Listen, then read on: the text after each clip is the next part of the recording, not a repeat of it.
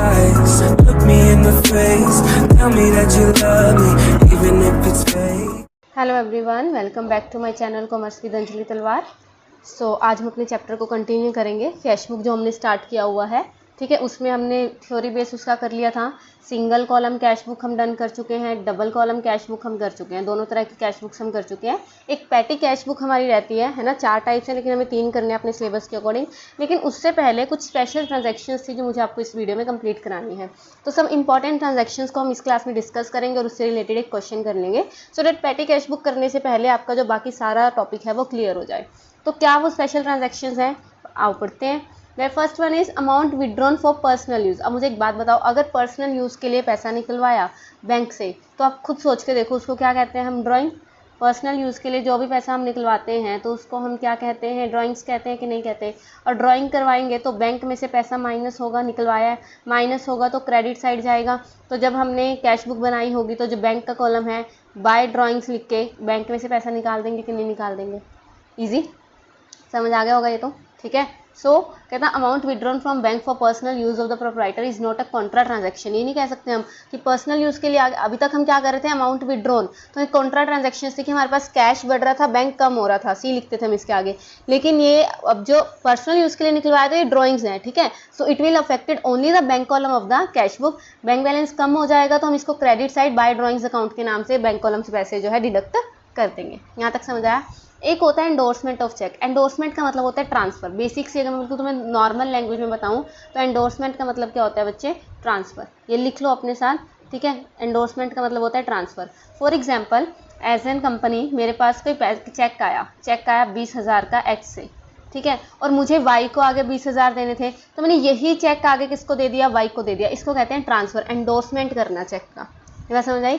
Sometimes क्या होता है, a cheque received from a customer is not deposited into bank, लेकिन हम किसी और पर्सन को दे देते हैं जिसको हम कहते हैं एंडोर्स करना, ठीक है। जो रिसिप्ट हुआ एज वेल एज एंडोर्समेंट हुई चेक की, अब वो जर्नल में लिखेंगे, कैश बुक में नहीं लिखेंगे, क्योंकि ना तो बैंक में पैसा आया ना गया। एक चेक आया था सिर्फ, वैसे हम उसको चेक इन हैंड ही लिखते हैं अगर हम उसी डेट पे क्या है उसको सबमिट नहीं करवाते। तो चेक आया, उसको आगे किसी और पर्सन को दे दिया, तो बैंक में तो ना पैसा आया ना पैसा गया, राइट। तो इसीलिए उसको कैश बुक में तो लिखेंगे ही नहीं, ना कैश साइड ना बैंक साइड। फॉर एग्जांपल देख लो, कहते एक चेक आया 20,000 का अरुण से 2 मार्च को, ठीक है, 2017, और उसको एंडोर्स कर दिया विशाल को 5 मार्च 2017 को। तो 2 जर्नल एंट्री होंगी। पहला तो जब रिसीव हुआ, चेक आया तो चेक इन हैंड, ऑब्वियसली बात है आ रहा है पैसा, ठीक है, जो भी चीज़ आएगी डेबिट कम्स इन, तो cheque in hand account debit 2 March को 20,000 का, 2 किससे आया, अरुण से। और विशाल को हमने वही चेक आगे क्या कर दिया, इंडोर्स कर दिया। तो यहाँ चेक इन हैंड डेबिट था, एंड ट्रांसफर कर दिया तो क्रेडिट हो जाएगा, और डेबिट क्या होगा, विशाल कम हो गया, तो Vishal account debit to cheques in hand account. समझ आया एंडोर्समेंट, ठीक है। ये कुछ इजी सी ट्रांजैक्शंस है, देख लो। Bank charges. अब मुझे एक बात बताओ, अगर बैंक कुछ चार्जेस हम पे करेंगे, बैंक जो है चार्जेस कट करेगा, तो उससे हमारा जो है कॉलम, बैंक का कॉलम कम हो जाएगा कि नहीं। अब बैंक में मेरे 20,000 रुपये पड़े थे, फॉर एग्जांपल 20,000 रुपये पड़े थे, इसमें से बैंक ने 100 रुपये एज बैंक चार्जेस काट लिए, कोई भी बैंक चार्जेस उसने कट कर लिए, तो मेरे पास तो 19,900 रह गए कि नहीं रह गए, तो कम हुए पैसे कि नहीं हुए। और जब भी कम होगा, तो जब भी बैंक कम होता है तो हम किस साइड, क्रेडिट साइड में बाय वाली साइड लिख देंगे, बाय बैंक चार्जेस से क्या कर देंगे, इसको डिडक्ट कर देंगे। तो बैंक चार्जेस यूजुअली बैंक जो है सम चार्ज करता है, some amount of service render to customer, जो भी वो हमें सर्विस देता है उसके बदले में कुछ चार्ज देता है, लाइक SMS सर्विसेज देता है, क्रेडिट कार्ड, डेबिट कार्ड, ये सर्विसेज जो देते हैं, ठीक है। उसके बाद such charges will be recorded on the credit side as by bank charges and the amount will be recorded in the bank column, ठीक है। और कई बार क्या होता है, चेक डिसऑनर हो जाता है। ये पिछली क्लास में हमने पढ़ा था कि चेक डिसऑनर हो गया तो हम क्या करते थे, चेक लगाया होगा तब हमने उसको डेबिट किया होगा, अब चेक डिसऑनर हो गया तो अपोजिट साइड क्रेडिट कर दो। लेकिन अगर उसमें बैंक ने कुछ चार्जेस भी कट कर लिए, कई बार क्या होता है बैंक जो है डिसऑनर अमाउंट पे भी कुछ परसेंटेज चार्ज कर लेता है, तो उस टाइम पे हम क्या करेंगे, उस टाइम पे हम उस डिसऑनर्ड चेक में ही उसको क्या कर देंगे, इंक्लूड, क्योंकि पैसे तो 2 कम हो गए ना। देखो सुनो, वही सेम ले लो, 20,000 का चेक आया होगा तो मैंने टू जो भी XYZ से चेक आया तो मैंने बैंक में लगाया होगा। जब वो क्रेडिट साइड कम एंडोर्स होके, मतलब वो एंडोर्स नहीं सॉरी डिसऑनर हो गया होगा, तो मैंने बाय एक्स से दोबारा से 20,000 करेंगे। और उसके बाद क्या होता है, चेक ने लगा लो 200 रुपये उस पर चार्ज लगा दिया, तो मैं बाय बैंक चार्जेस 200 अलग से ना लिखकर वो मैं एक्स से ही लूँगी बाद में, क्योंकि एक्स की वजह से, एक्स ने मुझे गलत चेक दिया या गलत मतलब लगा लो उसके अकाउंट में पैसा नहीं था, उसकी वजह से मुझे 200 रुपये चार्ज हुए ना, तो मैं 20,200 यहाँ पे क्या कर दूंगी, डायरेक्ट कम कर दूंगी। समझ आया। तो हम क्या करते हैं, कहता है expenses charge by the bank on dishonour cheque added कर देते हैं to the amount of dishonour cheque itself. समझ आया। उसके बाद कई बार क्या होता है, कस्टमर ने हमें पैसे या चेक ना देकर डायरेक्टली, अब हमें पता है इलेक्ट्रॉनिक फंड ट्रांसफर EFT या नेफ्ट होता है ना, ये सब होते हैं, तो इसकी वजह से डायरेक्ट जो है हमारे कस्टमर ने क्या किया, बैंक में पैसा जमा करवा दिया। तो उस टाइम पे हम क्या करेंगे, ये तो बहुत ईजी है, पैसा आया बैंक में डेबिट कर देंगे। कहता है when the information of such a deposit received होगी ट्रेडर को, तो उसको वो डेबिट कर लेगा और उसको क्या कर देगा, बैंक कॉलम में ऐड कर देगा। इजी, ठीक है।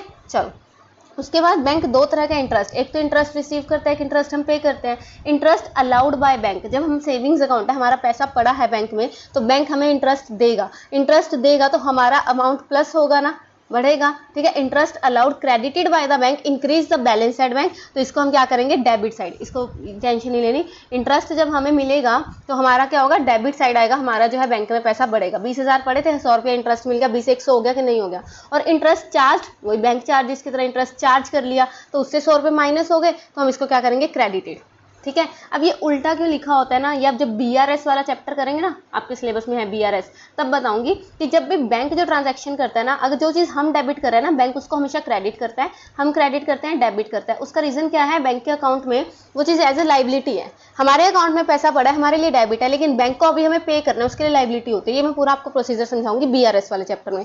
अभी बस मोटी मोटी सी बात समझो कि जो चीज़ हम डेबिट करते हैं बैंक क्रेडिट करता है, और हम क्रेडिट करते हैं वो बैंक डेबिट करता है, ठीक है। हमें बस अपने अकाउंट में टेंशन लेनी है, हमें बैंक के अकाउंट में नहीं लेनी भी।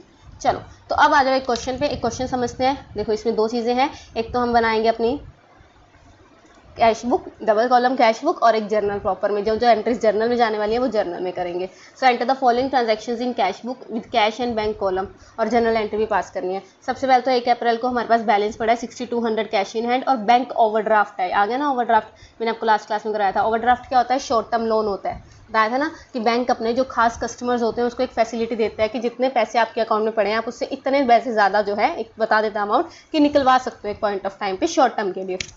तो एक तरह से शॉर्ट टर्म लोन हो गया। तो ये बैलेंस क्या हो गया, नेगेटिव बैलेंस हो गया हमारे लिए, तो क्रेडिट जाएगा कि नहीं, तो जो कैश का बैलेंस जाएगा वो 6200 डेबिट साइड जाएगा और बैंक का क्रेडिट साइड जाएगा। देखो अप्रैल 1 को टू बैलेंस BD कैश में तो 6200 गया, और बैंक में अपोजिट साइड गया कितना, 18,500, क्योंकि ये क्या पड़ा, एक शॉर्ट टर्म लोन।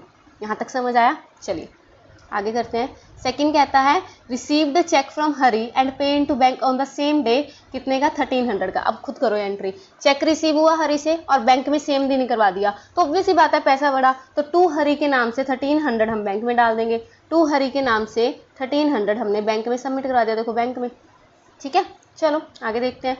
उसके बाद चेक आया विनोद से, कितने का, 3300 का, 3300 है ना। अब विनोद से चेक आया 3300 का। अब यहाँ पे अगर ये भी नहीं लिखा कि ऑन द सेम डे करवा दें, ये भी नहीं लिखा कि आगे करवाया है ना, तो हम इसको एज्यूम करते हैं कि उसी दिन करवा दिया। बात समझ आई। तो चेक इन हैंड अगर कुछ भी नहीं लिखा तो हम ये एज्यूम करके चलते हैं कि उसी दिन हमने बैंक में सबमिट करवा दिया है, इसीलिए हमने 2 चेक इन हैंड लिख के 3300 क्या कर दी, एंट्री कर दी, ठीक है। उसके बाद ये आएगा, अच्छा 3 को आया, लेकिन नेक्स्ट एंट्री थी, सॉरी, विनोद से 3300 आया, लेकिन जो डिपॉजिट करवाया वो हमने कब करवाया, 5 को। तो हम क्या करेंगे, इसकी एक तो जर्नल होगी, जर्नल क्या होगी, cheque in hand to Vinod. अभी पैसा आया, अभी सिर्फ चेक आया, सबमिट हमने 5 को करवाया, तो cheque in hand to Vinod 3300, और 5 को हम क्या करेंगे, उस चेक इन हैंड को हमने बैंक में सबमिट करवा दिया 3300, ऐसे होगा, ठीक है। अगर ये नेक्स्ट एंट्री ना गिवन होती ना, यहाँ पे डायरेक्ट टू हरी जाता फिर, ठीक है, ये ध्यान में रखना। चलो हरी नहीं, सॉरी विनोद था वो। चलिए उसके बाद purchase goods and paid by cheque 20,000, goods purchase किए 20,000 बैंक पे कर दिया, तो बैंक से पैसा जाएगा क्रेडिट, तो by purchases 20,000, by purchases 20,000, easy, ठीक है। उसके बाद फ्राइट किया पे इन कैश 250 रुपये, ये रहा आपको शायद देखो, फ्राइट पे किया 250 रुपये इन कैश, तो कैश पेमेंट होगी टू फ्राइट के नाम से, हम क्या कर देंगे 250 रुपये कैश पेमेंट कर देंगे। कहाँ है, ये रही, बाय फ्राइट 250 रुपये, कैश कम हो रहा है तो क्रेडिट साइड जाएगा 250, ठीक है, इजी। फ्राइट होता है किराया, वैसे आपको पता होगा, इंटेलिजेंट तो हो तुम। चलो उसके बाद कहाँ है, सोल्ड गुड्स फॉर कैश, कितने के, 12,220 के, और 8 को भी सोल्ड गुड्स फॉर कैश 16,000 के, तो दोनों में कैश सेल्स हुई हैं, तो पैसा आएगा तो हम क्या करेंगे, डेबिट, तो टू सेल्स के नाम का हम क्या कर देंगे, देखो 6 को टू सेल्स हुई 12,220 की, और 8 को सेल्स हुई 16,000 की, इजी, दोनों एंट्रीज हमने यहाँ कर दी 16,000 तक की।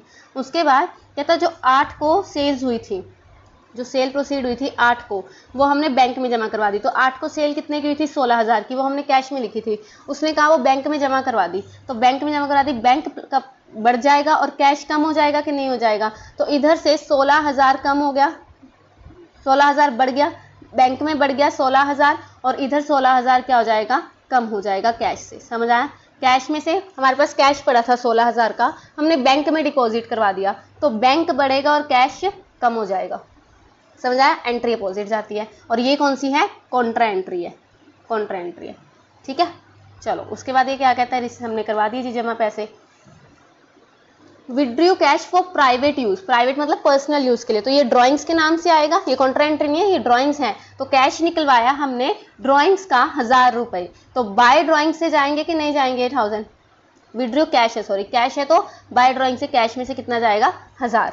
ठीक है, विड्रू कैश। उसके बाद है withdrew by cheque for private use, अब चेक मतलब बैंक से निकलवाया ये, तो 5,000 बैंक में से जाएंगे, तो बाय ड्राइंग्स के नाम से बैंक में से जाएगा हमारा 5,000। ये बात समझ आई, यहाँ तक समझ आ रहा है?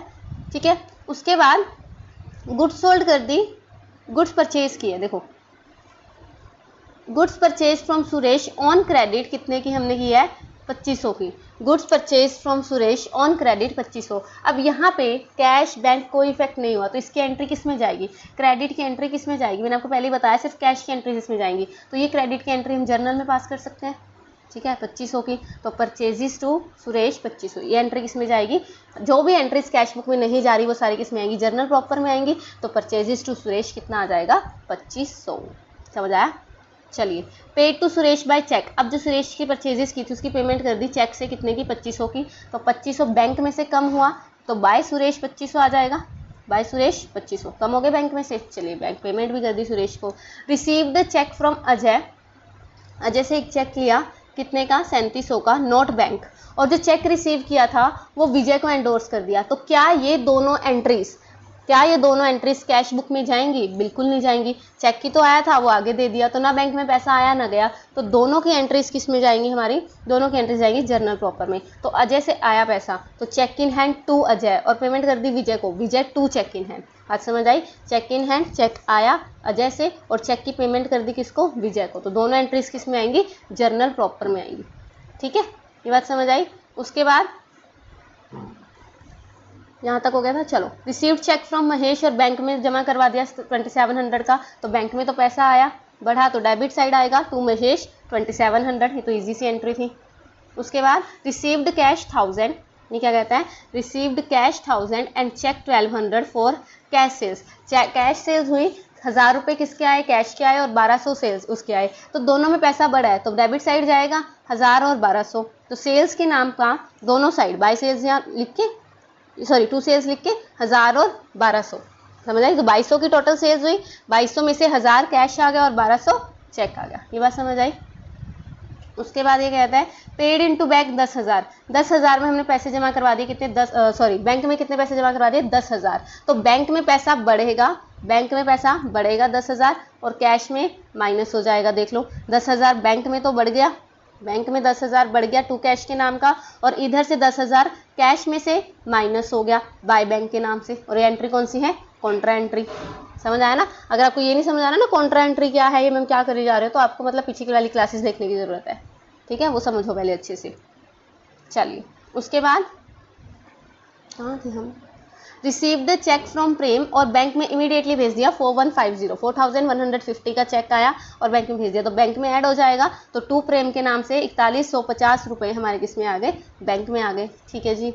उसके बाद बैंक ने नोटिफाई किया प्रेम के चेक डिसऑनर हो गया और उसके लिए उसने 20 रुपये भी क्या किए, चार्ज किए। तो मुझे अब एक बात बताओ, बैंक ने नोटिफाई किया कि जो प्रेम का चेक है वो क्या होगा, डिसऑनर, तो प्रेम का चेक है कितने का था, 4150 का, 20 रुपये और मतलब चार्ज कर लिए, तो अब हमें प्रेम से 4170 लेना है कि नहीं लेना, तो बैंक से कितना माइनस करेंगे, 4170 किस नाम का, प्रेम के नाम का, तो बाय प्रेम से अब हमें 4170 लेना है। ये बात समझ आई? वो डिसऑनर वाली एंट्री जो मैंने आपको करवाई थी वही आ गई ना सेम। चलो, Kishore deposited directly in our bank account 3000, कोई किशोर था उसने हमारे बैंक में डायरेक्ट जमा करवा दिया। ठीक है, तो बैंक में करवा दिया, बैंक में प्लस कर देते हैं 3000 किशोर से आगे। ठीक है, बैंक ने चार्ज किए 60 for bank charges interest on overdraft, तो बैंक कम होगा 720 रुपये, इंटरेस्ट बैंक चार्जेस किए 60 रुपीज़ और इंटरेस्ट किया, sorry 60 for bank charges and interest. तो बैंक चार्जेस 60 और इंटरेस्ट 720, समझ आया। देखो 60 रुपये तो बैंक ने चार्ज किए, 60 रुपये तो बैंक ने चार्ज किए बैंकर्स चार्ज बैंक चार्जेस के, तो 60 रुपये तो जाएंगे बाय बैंक चार्जेस के नाम के, और इंटरेस्ट किया 720, तो बाय इंटरेस्ट से जाएगा 720 रुपये। ये बात समझ आई, बैंक से कम हो रहे हैं दोनों, समझ आया टोटल, ठीक है। तो इसके बाद हम क्या करते हैं, इन दोनों का टोटल करते हैं, जिस साइड भी बचता है उधर बैलेंस बचा देते हैं। तो इधर क्या बचा, इसका बाय बैलेंस सीडी इधर बचा क्योंकि कैश की ओपनिंग बैलेंस सही था, और इसका तो ऑब्वियसली लोन चल रहा है तो क्रेडिट इसका डेबिट बैलेंस बचा। तो ये क्या बच गया, बाय बैलेंस सीडी, और दोनों का टोटल क्या आ गया, सेम आ गया। और जर्नल में जो एंट्रीज हमारी कैश बुक में नहीं जाती वो चारों एंट्रीज हमने किस में कर दी है, जर्नल में कर दी है, ठीक है। तो एक बार वर्किंग नोट देख लेते हैं क्या कहता है। कि वो ये 5 अप्रैल को आया था, 3 अप्रैल को आया और 5 को हमने सबमिट करवाया, उसके लिए हमने जर्नल की, ठीक है। चेक रिसीव होगा और सम अदर पर्सन को दे दिया, उसके लिए हमने जर्नल की है। और क्वेश्चन में गिवन है कि 24 अप्रैल को 1200 आए, वो डिपॉजिट करवाए, तो उसी डे में हमने क्या कर दिया, एज्यूम कर लिया। तो वो तो नॉर्मल से जो हम कर चुके हैं वही वर्किंग नोट है, ठीक है। तो आई होप आपको ये समझ आ गया होगा, ठीक है। ये आपकी यहाँ पे डबल कॉलम कैश बुक तक अच्छे से सारा टॉपिक डन है, कोई भी सिंगल एंट्री भी नहीं है जो रह गई हो, ठीक है। सबको प्रैक्टिकल के साथ करवाया। इसको कीजिए, मिलते हैं नेक्स्ट क्लास में। पैटी कैश बुक की एक और क्लास लगेगी और ये चैप्टर हमारा खत्म हो जाएगा। कीजिए इसको, मिलते हैं नेक्स्ट क्लास में। Thank you so much. Tell me pretty lies, look me in the face, tell me that you love me, even if it's fake.